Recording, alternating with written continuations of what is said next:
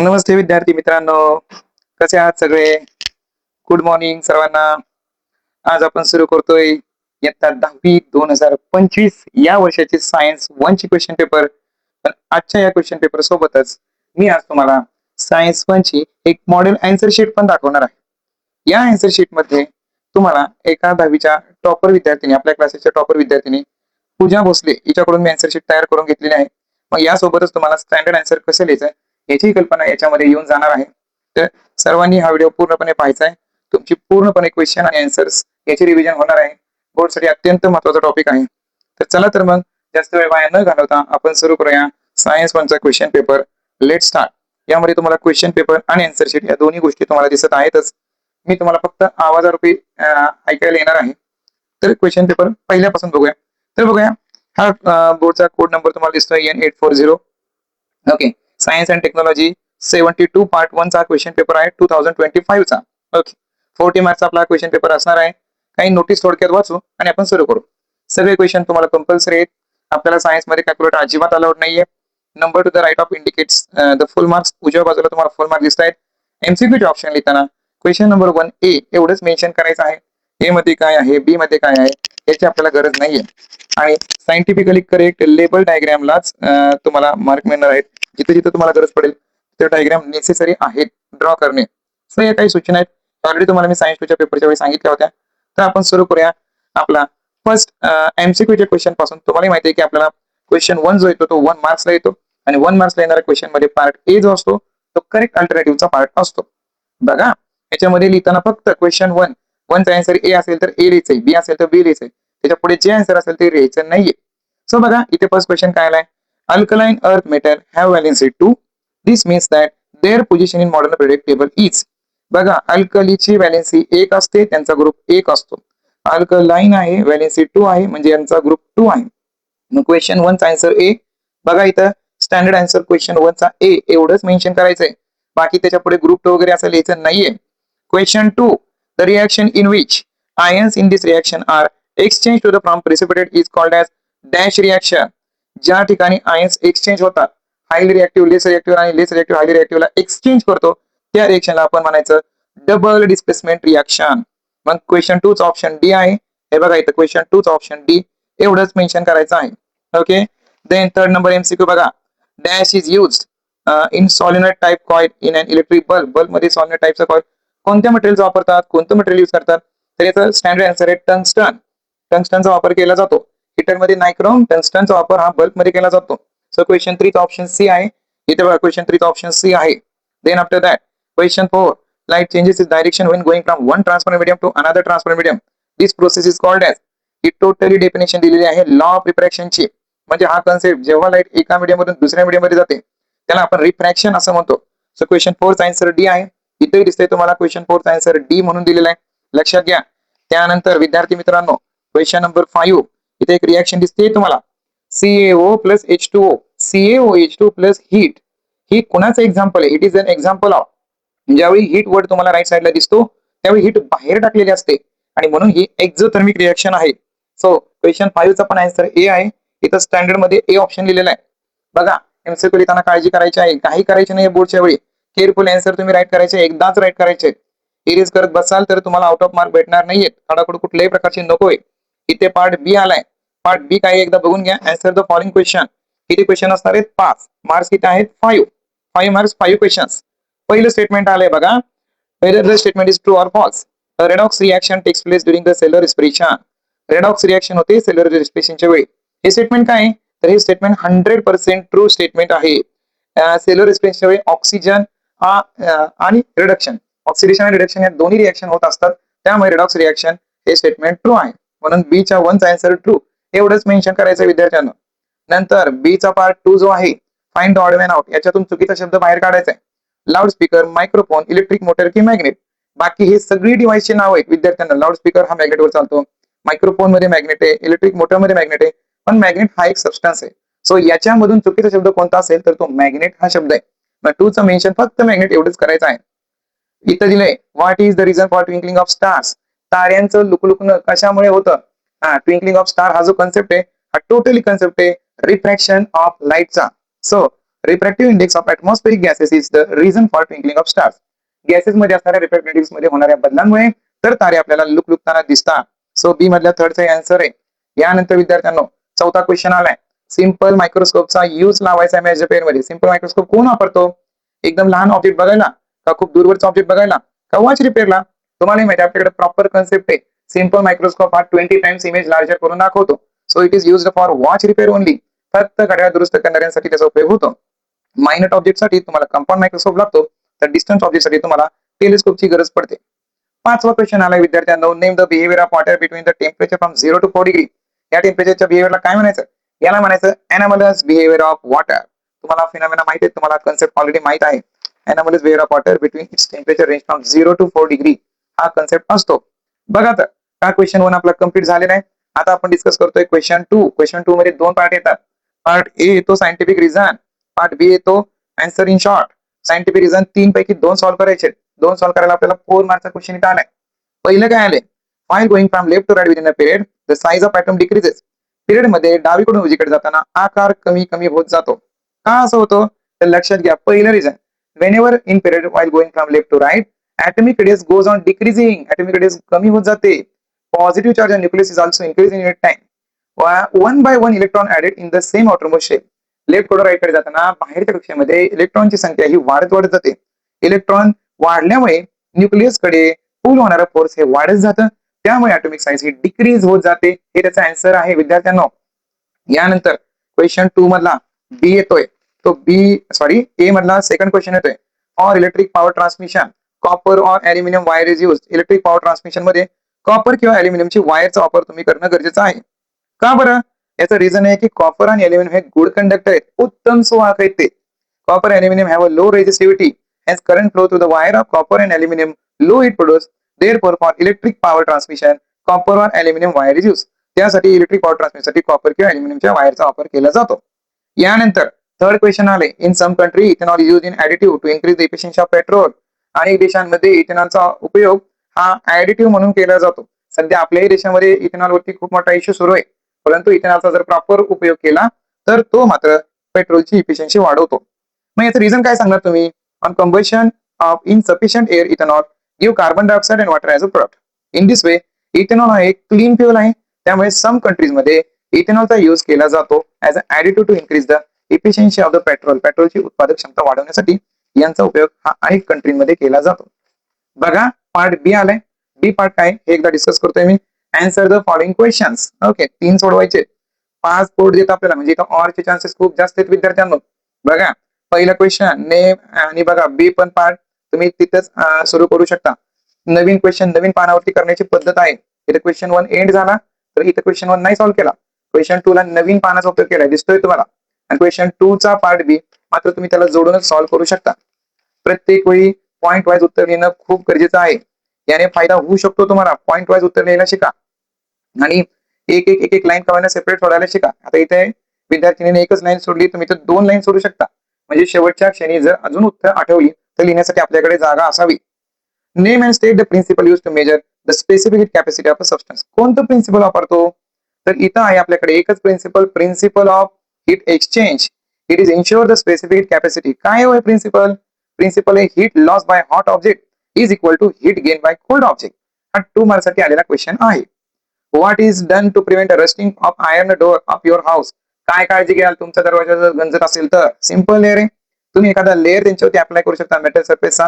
त्यामुळे मेटलचा directly moisture सोबत आणि ऑक्सिजन सोबत कॉन्टॅक्ट होणार नाहीये आणि तो प्रिव्हेंट करेल आणि रिएक्शन होणार नाही. मग तुम्ही काय केलं पाहिजे? करोजन प्रिव्हेंट करण्यासाठी apply a layer of paint. Mainly तुम्ही पेंट अप्लाय करू शकता. ऑइल ग्रीस सरफेस वरती लावू शकता. याच्या मदतीने corrosion of iron totally prevent होणार आहे.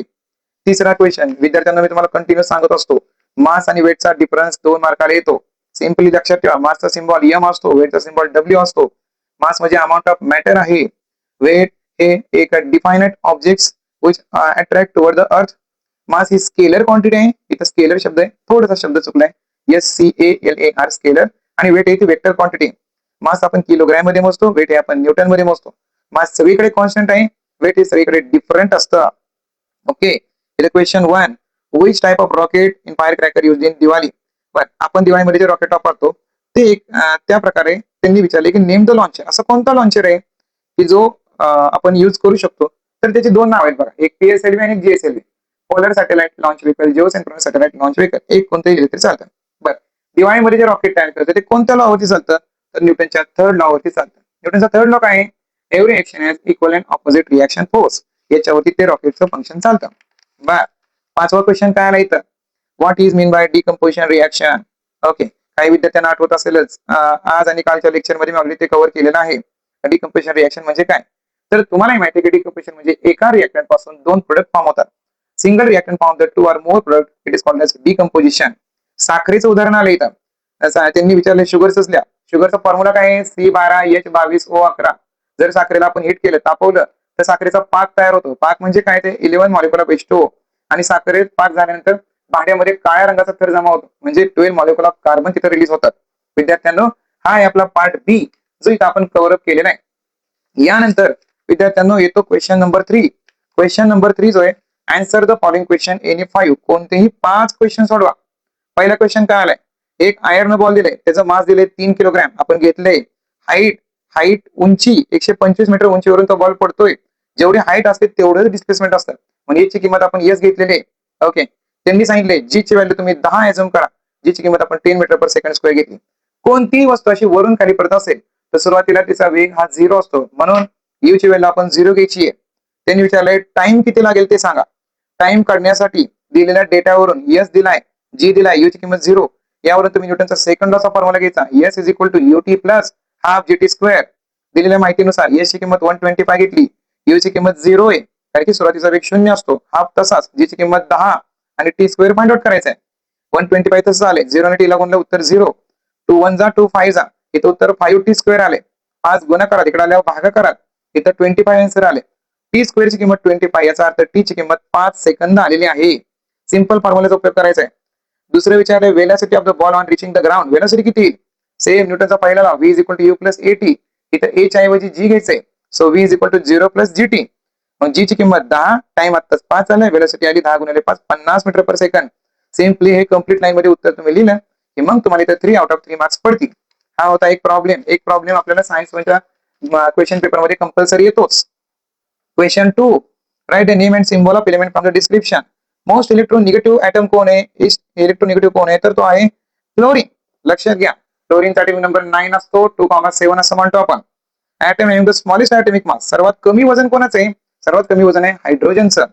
तिसरा question, Nobel gas with smallest atomic radius, सर्वात कमी रेडियस कोणाची, हेलियम. हेलियमचा ॲटॉमिक नंबर 2 आहे, त्यामुळे त्याची साईज सर्वात कमी. Question 3, A what happen when copper react with concentrated nitric acid, what is the colour of the gas during the reaction. बघा यांनी काय विचारले, कॉपरची रिएक्शन नायट्रिक ऍसिड सोबत झाली, कॉपरचा symbol Cu, nitric acid HNO3, तर काय होतं, Cu सोबत NO3 चे टॉईस मॉलिक्युल एका बाजूला येतात, 2 मॉलिक्युल नायट्रोजन डायऑक्साइडचे बाहेर पडतात आणि वॉटरचा मॉलिक्युल बाहेर पडतो.